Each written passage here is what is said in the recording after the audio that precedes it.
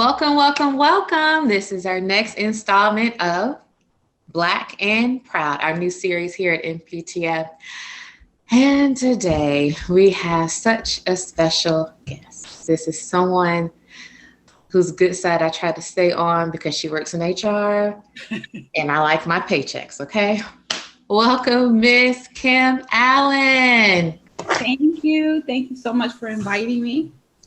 Thank you for being with us. Now, you, like I said, you're one of our on-campus heroes. You've been working on campus this entire pandemic, so thank you so much for that. But you are fully vaccinated now. I am. And introduce yourself. Tell us what you do here at NPTF and how long have you been with us? I work in human resources and I have been working for over 13 years. Came in 2007. That's the same exact time that the Saban Center was actually opened. And so I've been there pretty much the same time that the Saban Center opened. And I work at the front desk, so I'm like the first person you see usually when you come into HR or answer the phone. And so I wear a lot of different hats in HR, mostly helping people with the front desk, recruitment. I just kind of, I'm all around, just kind of help everybody. I'm supporting other people who work in our department as well. Okay. Now it is Black History Month, and that's why we're doing this series. But I wanted to do something different because a lot of times when we talk about Black History Month, the minimal effort is the civil rights movement and Martin Luther King and Rosa Parks. Wait a minute. You met Rosa Parks, didn't you? I certainly did. Do tell. Well, it was 1989, and I was living in Detroit, which is where Rosa Parks was living, and I was a student. I was going to school at Wayne State University, and actually it was my final year, and I was a journalism major, and I also was studying Black studies, and I wanted to meet Rosa Parks, and fortunately she was a neighbor to my aunt and uncle on the west side of Detroit. She lived right across the street, and they knew her very well. And I remember I was also, I want to throw this in here, I was married and I was 8 months pregnant. So, I wanted to meet her. And one day I was visiting my aunt and uncle, and I mentioned that I wanted to meet her. And so they were like, well, you can go across the street right now and meet her. And I was just like, really? Right. So my three of my little cousins took me over there. I guess she always gave them candy, and they knew her. And it was wintertime. It was in February of 1989. And I went across the street, knocked on her door, and she opened the door. It was all so surreal. and my little cousins introduced me to her, and she invited me in. So I actually went in her house and sat down. But what she told me made me feel kind of bad. She said, I just got out of the hospital.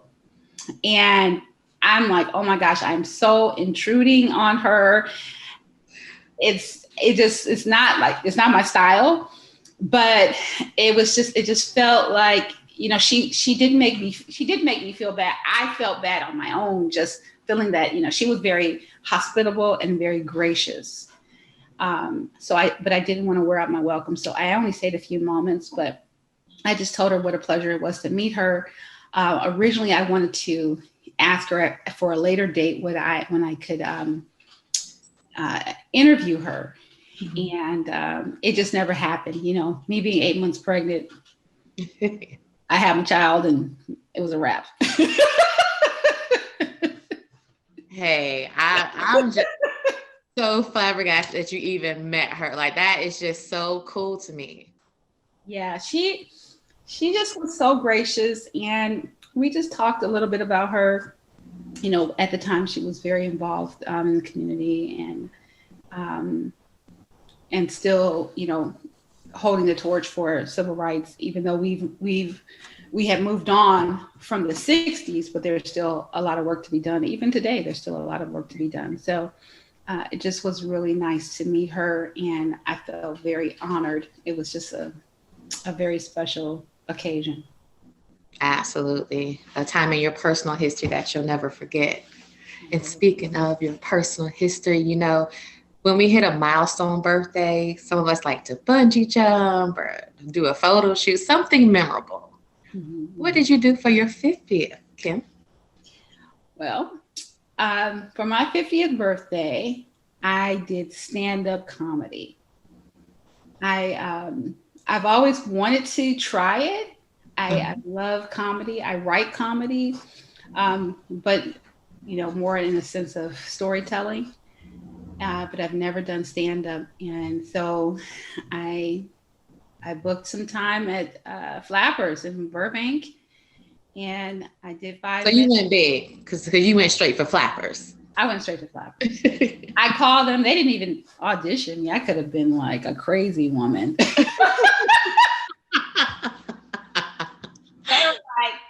Okay, you want to do it? Okay, we'll put you down. And I'm just thinking like, wow, is that easy? And so, yeah, they let me get up there for 5 minutes. And after that, it was so funny. It was so much fun. Mm-hmm. I told myself this, I was very nervous. I'll just say that, extremely nervous. But I told myself, I wrote these jokes. If people laugh, they laugh. If they don't, they don't. Yeah, I'm just getting up there. And that was my only objective, is just to get up there and get the jokes out and get off. But it was so funny. People did laugh. Mm-hmm. And I actually got an email a month later from Flappers booking me. What? I couldn't believe it. Wow, okay. So you went back. Several times. I probably have been back about 10 times with them just sending me an email and saying, hey, are you available on such and such date? Can you come? So that's how I got started. You're a regular now. I wouldn't say regular because this has been a year, the pandemic. But I've been to Flappers a few times.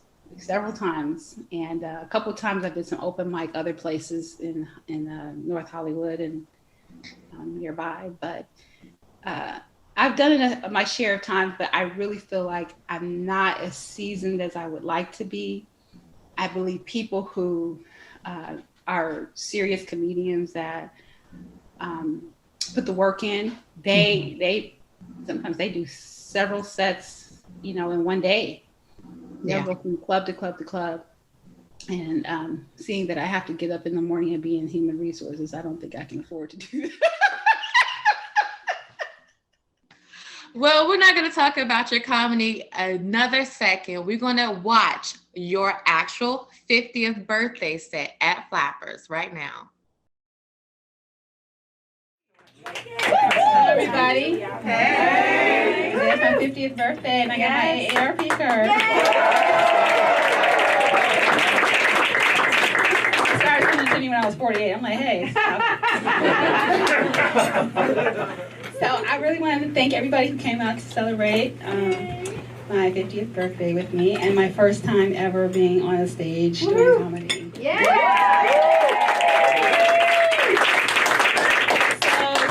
Today I was reflecting a lot because it's my 50th birthday, and I'm trying to think, what have I been doing for 50 years? All I could come up with was trying to lose weight. And not very successful, as you can see. So the only diet that has really been effective for me is strep throat diet. I lost 7 pounds in 2 days. And I couldn't even swallow saliva. So the only thing is when those antibiotics kicked in, then it's just like, I just gained it all right back.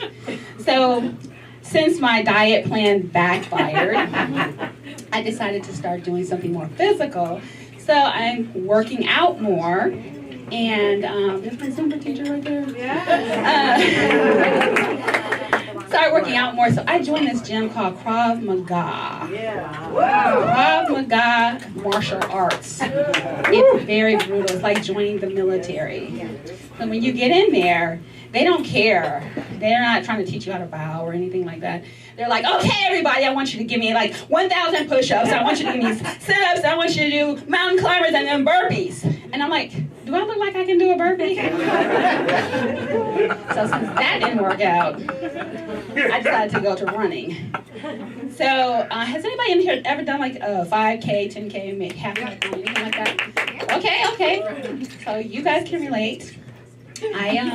I decided to do a half marathon, and it was I trained with Team in Training, and so trained for 18 weeks, and then we went down to Disneyland. That's where we did the half marathon, 13.1 miles. Wow. 13.1 miles.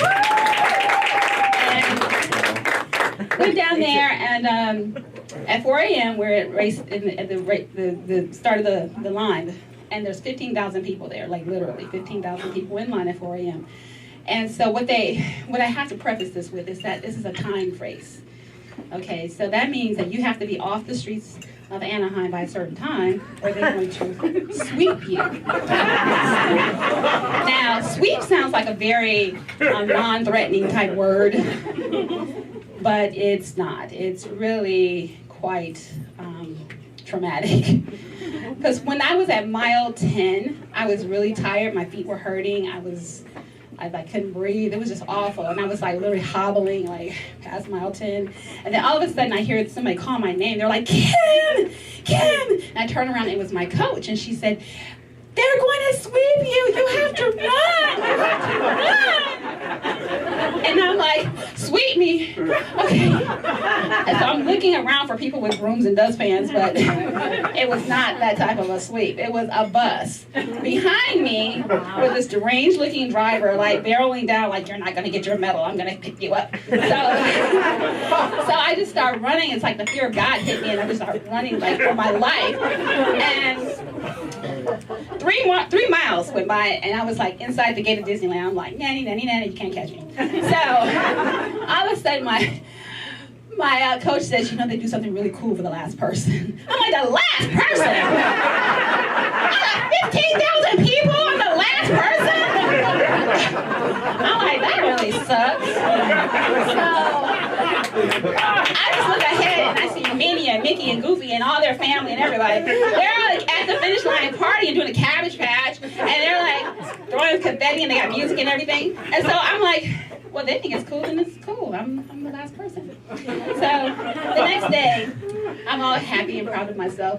The next day, I work in human resources, and somebody came in to bring in, a little girl comes in and drops off her application, and she looks down at me and she's like, good luck with your baby. I said, my baby is 27 years old. He's in my room. And good luck with your application.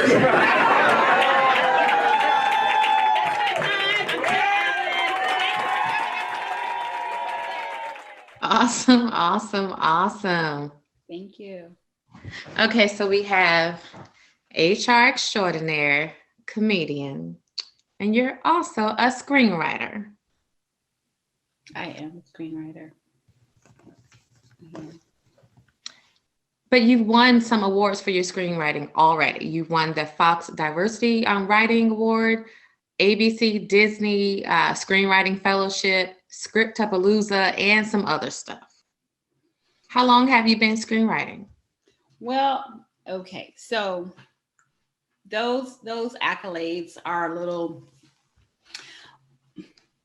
I've been writing all my life for the most part. I've always loved writing since childhood, and my very first script, I'm dating myself. I guess I'm 50, so everybody knows. It's not like it's a secret. But my very first script was a Laverne and Shirley when I was 12. And me and my friend, one of my best friends, we decided to write this Laverne and Shirley script. And I had no idea that people did this for a living, to be honest. I watched a lot of TV and thought, hey, let's write it. We watch it every day, so let's write our own version. And did not know that people did that. They wrote spec scripts and things of that nature. So fast forward many years, when I moved to California, I actually moved to California to learn script writing and to pursue that. And so in the process, this whole screenwriting world, there's a lot of different opportunities through different networks, studios like ABC, Disney, Fox. Each studio pretty much has a program, especially now that they're trying to have more diverse people of diverse backgrounds. So they have a lot of like diversity programs where you can write a spec script or sometimes an original pilot or a feature, and you submit. And so it's kind of it's very competitive. Mm-hmm. So with like the Disney program, I would, every year like clockwork, I would submit to all these programs, and I get like a stack of rejection letters like this big. Thank you, but no thank you. Just par for the course. So one year I submitted, and I got a call, and I made it as a finalist. So that's like out of 4,000 scripts, I was one of 30 people that they actually interviewed for it. And they only let people, like 12 people in the program. I didn't make the 12, but I made the finalists. So that was closest I'd ever gotten as far as, the programs. I did do the Guy Hinks Marvin Miller program, which was like housed at USC. So I did 15 weeks there. And, but for the most part, I write those things, and I try to get involved in that way, but I also do independent projects. There's a satisfaction in writing for yourself and trying to shoot your own projects and getting involved with other people, projects who are independent filmmakers. And sometimes we try to get validated through having someone, sell our script or hire us to work in a writer's room. But that doesn't make you or not make you a writer, because you don't go in through these conventional ways. Sometimes just writing and shooting your own stuff is equally as satisfying. And no one can tell you no. You have to, push through and do it yourself, which there's a lot to learn in doing that. And you've done just that. You co-wrote, produced, and directed your first short film, The Average American, and it aired nationally on the African American Shorts program back in 2012. Mm-hmm. So what was that about? It started out as a pilot, and a friend of mine named Zaylee Denver Slack, she and I co-wrote it, and we tried to shop it. And after, I guess, a year or so of trying to do that, we did enter it into the Scriptapalooza screenwriting contest, and we did win semifinalists. But after that, we just decided to shoot it. She actually told me, you should just shoot this. And my response was, I don't have any money to shoot a film. And her response was, just set the date and the money will come. So it's kind of like an act of faith. Yeah. And I did that. And what I found was that people were very supportive. I got people from back home in Detroit. By the way, this is Detroit. Love it. I love it. This is my hometown, so I have it hanging on my wall. But I had a lot of people who were very supportive, and there are a lot of favors. A lot of people did things for free. And then I just wore a million hats, literally, to try to get it done. And we got it done. And we went to several film festivals. And the African American Short Film Festival is national. It's on television. And so what they do is they license your film for like 3 months or more, and they will show it in random cities across America. Yep. You have anything else that you're working on right now and you want to share? Right now, I'm working on a project. I was brought onto the project. It's not something I initiated, but I'm very much involved with it. It's called Ticker. It's an anthology web series. Okay. And we just finished up in post, so we're now at the stage of going, applying to different film festivals.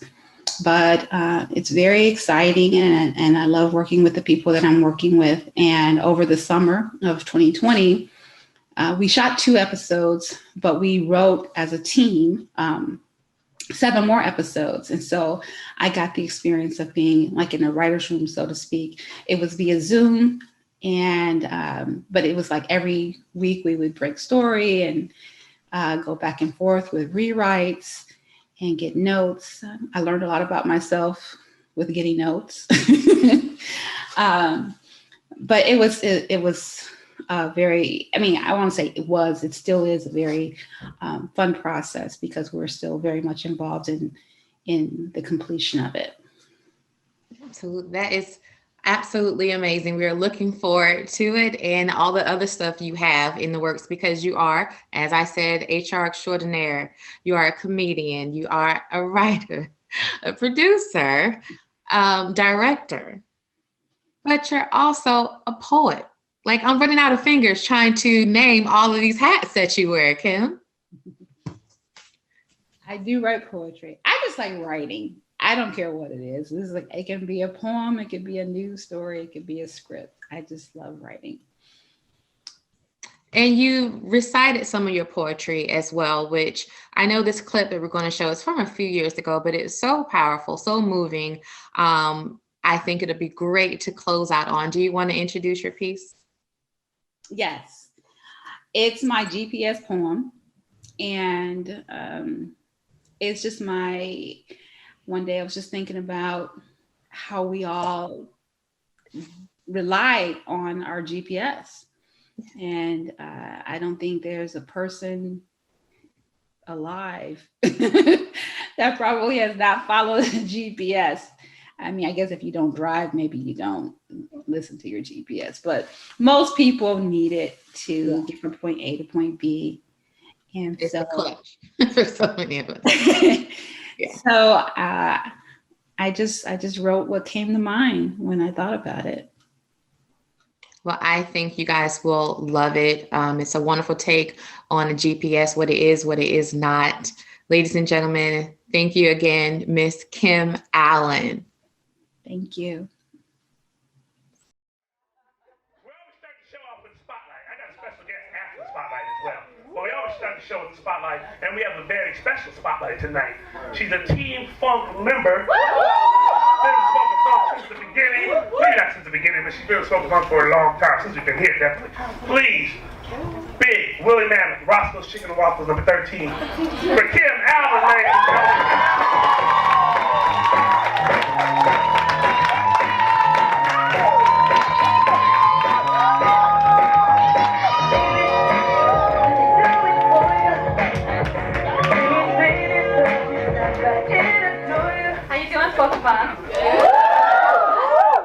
I'm Kim, and I just have one question for you.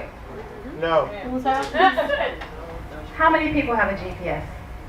Me. I have one. Everybody. Okay. All right. I have a GPS also, and I believe that they are one of the most amazing inventions. It's just amazing because you can just use it for everything. It's like we depend on them every day. And what I also believe is that a woman made it. A very frustrated woman. A very frustrated woman that's married to a man that absolutely refuses to stop and ask for directions. And as a result of her frustrations, now we are all driving around the streets of Los Angeles, listening to a non-human talking device, telling us every turn to make, dictating every move that we make. Isn't that something? But I think that as wonderful as that is, the GPS is a knockoff. It's a knockoff of the original GPS, which is God's positioning system.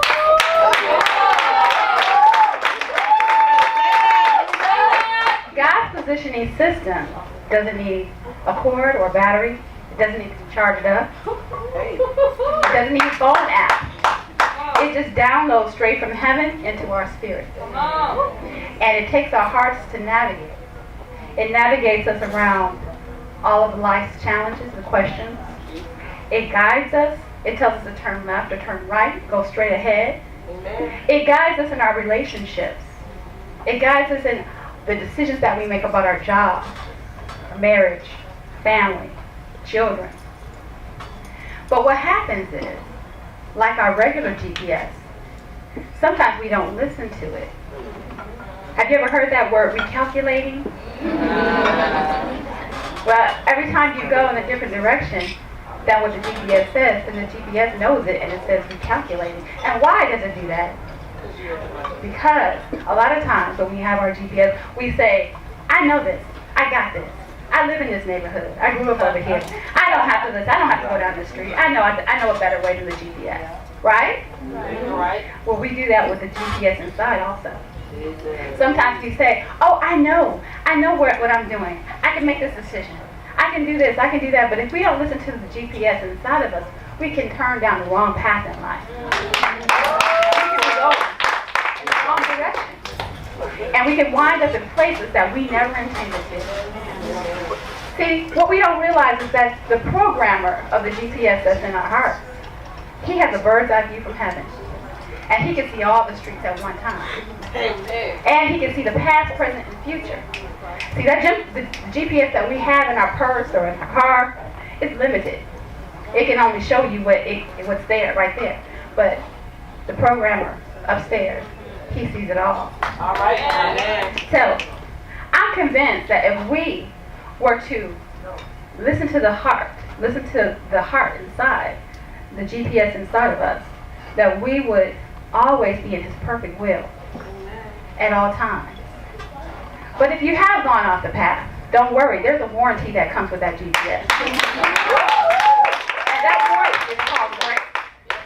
And grace will take you and navigate you back from where you were going. It will take you from where you're going and you end up in a collision. The collisions of life. Going down the wrong path where you're completely lost, and it will guide you back on the right path. I'm convinced that if you follow the GPS and follow it wholeheartedly, then you'll have peace that passes understanding. You'll have wisdom that's come from heaven above. Okay. And your ultimate destination when you leave this earth, you'll be in heaven with the Father. And there ain't no navigational device that a man can create that can trump that. So I say, take the GPS inside, make sure you follow it, and never leave home without it.